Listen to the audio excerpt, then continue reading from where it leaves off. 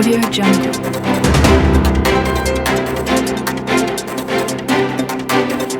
Hello दोस्तों, भाइयों बहनों मित्रों, स्वागत है आप सभी का वैद्य न्यूज में। और आपको मालूम होगा सरकार समय समय पे नए नए अपडेट लाती रहती है और यहीं पे एक बड़ा अपडेट जीएसटी को लेकर आ रहा है। दरअसल बता दें, जीएसटी को लेकर सुप्रीम कोर्ट का एक अहम फैसला आया है, तो जानेंगे इस वीडियो में। आप देख रहे हैं वैद्य न्यूज और मैं हूं आपके साथ अभिनव वैद्य। देखते रहिए वैद्य न्यूज। बड़ी खबर में बता दें, जीएसटी में इनपुट टैक्स क्रेडिट रिफंड को लेकर अदालत का बड़ा फैसला आया है। वस्तुओं और सेवाओं को समान मानने से किया इनकार। दरअसल बता दें, इस संदर्भ में पूर्व के फैसलों का जिक्र करते हुए न्यायालय ने कहा है कि कराधान की क्षेत्र में शीर्ष अदालत ने फॉर्मूले की व्याख्या के लिए तभी हस्तक्षेप किया है जब उसका विश्लेषण सही नहीं जान पड़ता है या अव्यवहारिक है।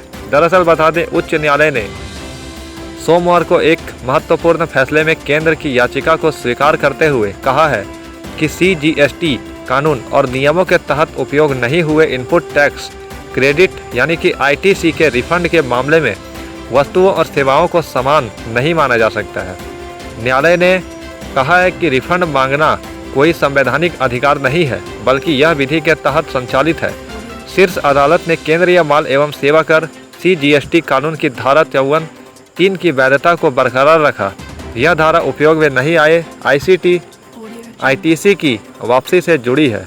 न्यायालय ने कहा है कि न्यायपालिका को कर की दर, रियायत और छूट जैसे मामलों में हस्तक्षेप नहीं करना चाहिए, क्योंकि यह संसद के अधिकार क्षेत्र के विषय हैं। अगर ऐसा होता है तो इससे विधायी विकल्पों के नीतिगत निर्णयों के मामले में अतिक्रमण होगा, जो कार्यपालिका का विशेषाधिकार है।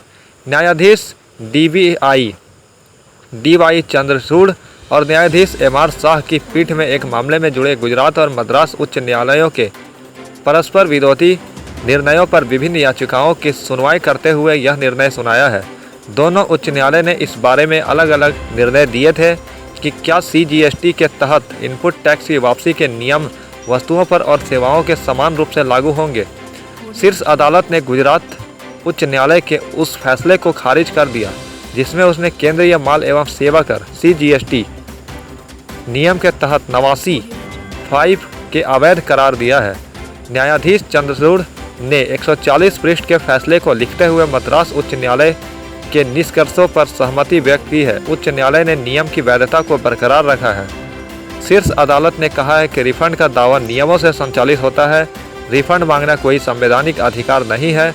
संसद ने पहले प्रावधान के खंड आई में कर भुगतान के बिना शून्य कर से संबंधित आपूर्ति के मामलों में अप्रयुक्त आईटीसी की वापसी की अनुमति दी है। पहले प्रावधान के खंड 2 में उनके तहत संसद ने वैसे मामले में अप्रयुक्त आईटीसी की वापसी की परिकल्पना की है जहां कच्चे माल इनपुट पर कर की दर उत्पाद आउटपुट आपूर्ति पर की दर से अधिक होने के कारण क्रेडिट जमा हुआ है।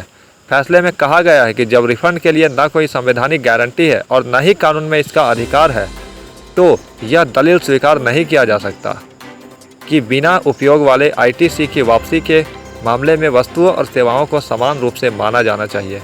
इस संदर्भ में पूर्व के फैसलों का जिक्र करते हुए न्यायालय ने यह भी कहा है कि कराधान में क्षेत्र के शीर्ष अदालत ने फॉर्मूले की व्याख्या के लिए तभी हस्तक्षेप किया है जब उसका विश्लेषण सही नहीं जान पड़ता है या अव्यवहारिक है। न्यायालय ने कहा है कि हालांकि वर्तमान मामले में फार्मूला अस्पष्ट प्रकृति या अव्यवहारिक नहीं है और न ही बिना उपयोग वाले आईटीसी के संचय पर सीमित धन वापसी देने के विधायिका के इरादे विरोध करता है।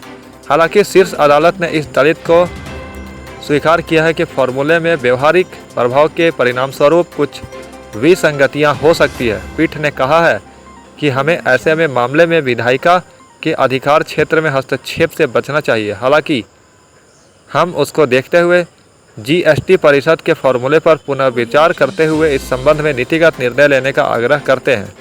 तो ये अभी आग्रह हुआ है। अब देखते हैं इस पर क्या लेटेस्ट अपडेट आते हैं। फिर से आपको वैद्य न्यूज अपडेट करेगी।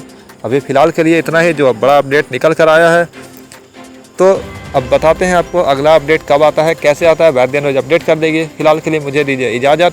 खबरों का सिलसिला रहेगा लगातार जारी। चैनल को सब्सक्राइब करके बेल आइकन प्रेस कर लें। हम जल्द ही मिलते हैं एक नए वीडियो में किसी नए न्यूज़ के साथ। जय हिंद, वंदे मातरम।